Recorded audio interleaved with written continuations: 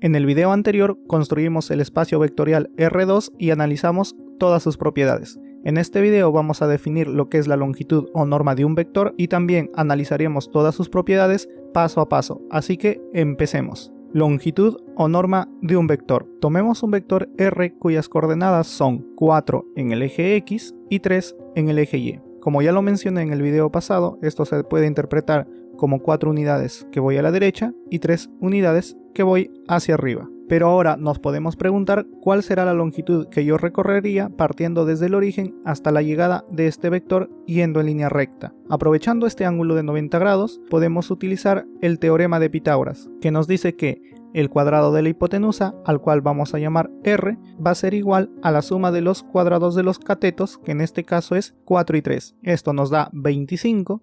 Sacamos raíz a ambos miembros, el cual nos dará como resultado 5, que como podemos observar es exactamente esta longitud. Entonces, para cualquier vector R cuyas coordenadas sean X e Y, vamos a definir la longitud o norma de este vector R, que obviamente estará en R2, el cual será un escalar R, que será escrito entre dos barras y el nombre del vector, que será definido por la longitud de este vector, será igual a la suma de las coordenadas elevado al cuadrado, que en este caso es x al cuadrado más y cuadrado. Ahora veamos qué sucede con la longitud de un vector R al ser multiplicado este vector por un escalar. Tomemos de ejemplo el vector R cuyas coordenadas son menos 2 y 1. Entonces la longitud de este vector será la raíz cuadrada de menos 2 elevado al cuadrado más 1 elevado al cuadrado, el cual nos da raíz de 5. Multipliquemos a este vector por el escalar menos 3. Las coordenadas serán pues menos 3 por menos 2 y menos 3 por 1. Como ya habíamos visto en el video pasado, esto es 3 veces el vector R, pero en dirección contraria al vector original. Ahora calculemos la longitud de este vector.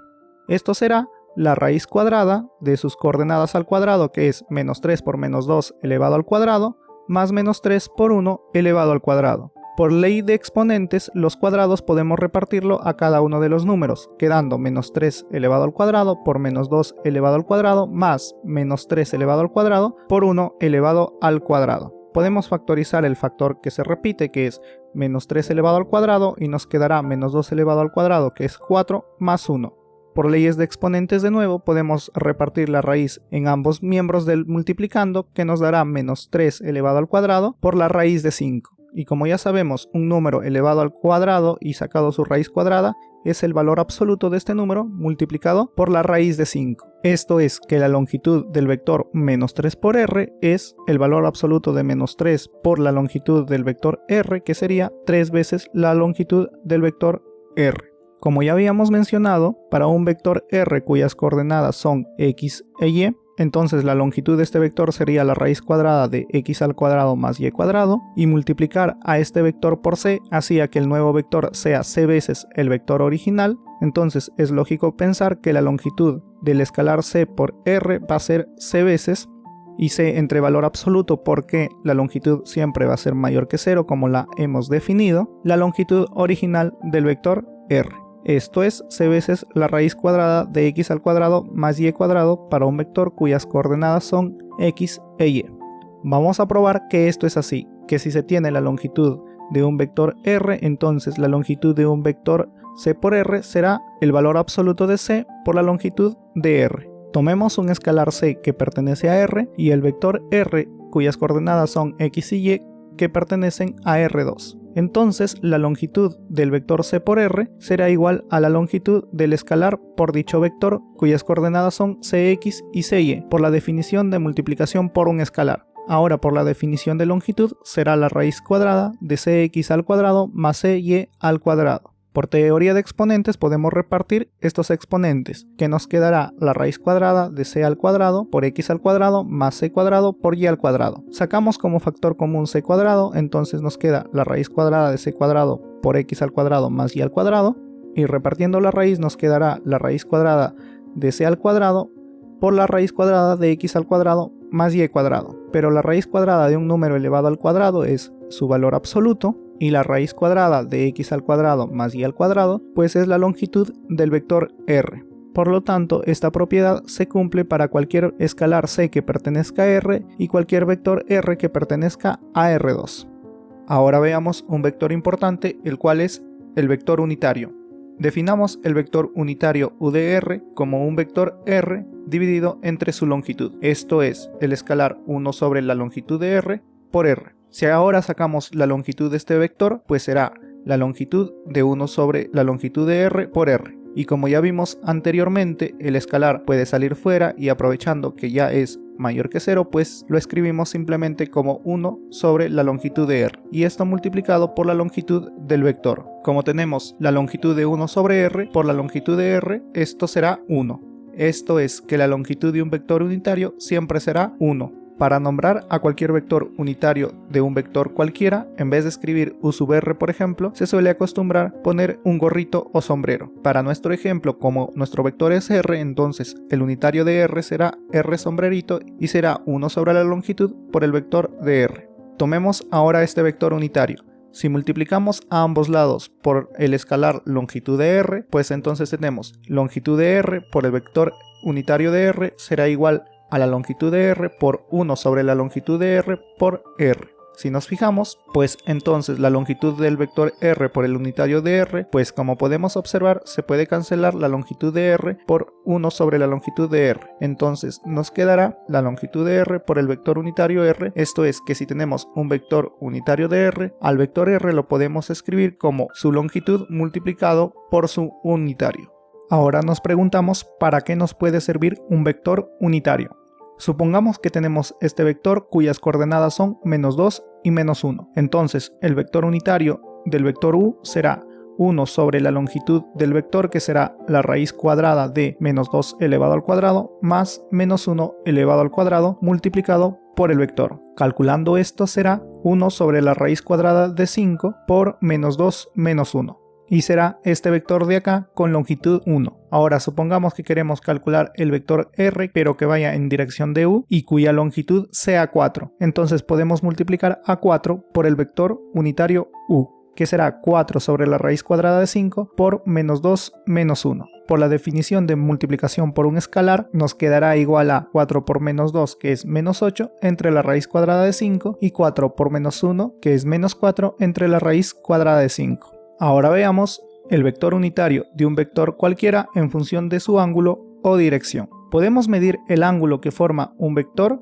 desde el eje positivo x hacia dicho vector, al cual vamos a llamar z. Este ángulo también es denominado dirección. Sea r la longitud de este vector. Entonces, por trigonometría, la coordenada x lo podemos expresar como r coseno del ángulo. De la misma forma, para la coordenada y será igual a r por el seno del ángulo. Entonces, poniendo este vector en sus coordenadas, tenemos r igual a r coseno del ángulo, r seno del ángulo. De la multiplicación por un escalar, podemos extraer el r fuera, quedándonos como r seno de z coseno de z. Ahora calculemos la longitud de este vector. Como r es mayor que 0, no es necesario sacarlo valor absoluto, quedándonos r por la raíz cuadrada de las coordenadas al cuadrado, es decir, coseno cuadrado de z más seno cuadrado de z. Pero por trigonometría también sabemos que esto es 1. Así la longitud de nuestro vector efectivamente vemos que es r. Ahora calculemos el vector unitario. Pues el vector unitario será 1 sobre la longitud del vector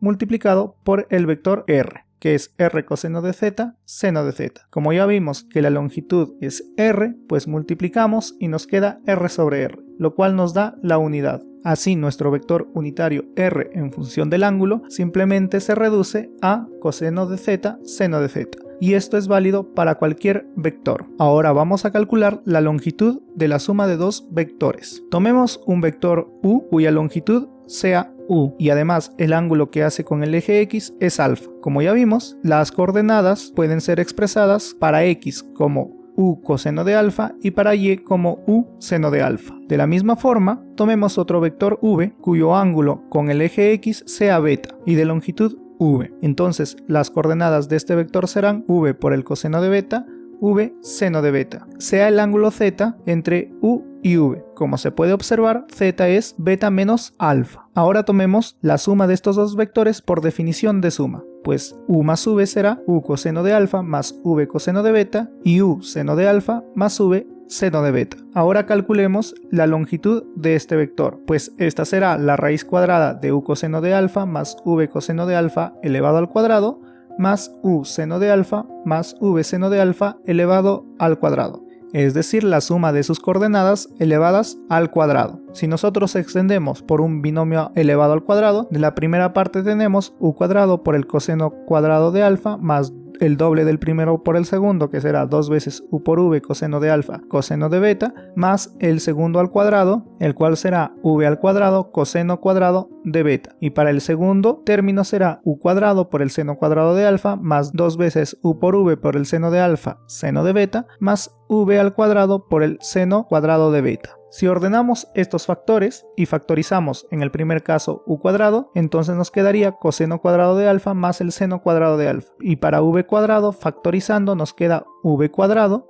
por el coseno cuadrado de beta más el seno cuadrado de beta, más 2 veces lo que nos queda, que sería 2 veces u por v por el coseno de alfa coseno de beta más seno de alfa por el seno de beta. El coseno cuadrado de alfa más el seno cuadrado de alfa es 1. De la misma forma, para el término que acompaña a v cuadrado, el coseno cuadrado de beta más el seno cuadrado de beta también es 1. Y además, el coseno de alfa por el coseno de beta más el seno de alfa por el seno de beta, pues es el coseno de beta menos alfa, al cual hemos llamado zeta. Así, esta expresión se reduce a raíz cuadrada de u cuadrado más v cuadrado más 2 veces u por v por el coseno de z. Es decir, que cuando yo quiera calcular la longitud del vector de la suma de dos vectores, simplemente voy a necesitar las longitudes iniciales, lo elevamos al cuadrado, más la suma de las dos longitudes multiplicadas por el ángulo que hay entre los vectores. Tomando en cuenta que la diferencia de vectores es de esta forma, te reto a calcular que la longitud de la diferencia de vectores es esta de acá. Ahora veamos los vectores de la base estándar de R2. Sea un vector R cuyas coordenadas son x e y, y por la definición de suma podemos hacer que esto sea x0 más 0y. Si lo graficamos en R2, pues tenemos x0 que es un vector que apunta hacia la derecha y 0y es un vector que apunta hacia arriba. También de la multiplicación por un escalar podemos sacar x y dejar multiplicado por 1, 0 y a y dejar multiplicado por 0, 1. A nuestro vector 1, 0, y claramente lo puedes comprobar que tiene longitud 1, lo vamos a llamar el vector unitario y a nuestro vector 0, 1, que claramente también tiene longitud 1 y también lo podrías confirmar, lo vamos a llamar el vector unitario j. Si nos fijamos, el vector que antes era x0 será el vector x por el unitario y el vector que antes era 0y pues será el vector y multiplicado por el vector unitario j. Y esta es otra forma de expresar a nuestros vectores. Si tomamos el conjunto de los vectores y j, es lo que llamamos la base para R2, o también llamada base estándar, ya que como veremos más adelante, pues va a haber más de una base para nuestro espacio vectorial R2. Y este ha sido todo por el video de hoy, espero te haya gustado, dale like, comenta y si quieres algún otro tema del que hablemos. Además, no olvides de suscribirte para cuando suba la siguiente parte de vectores. Gracias por verme y hasta la próxima.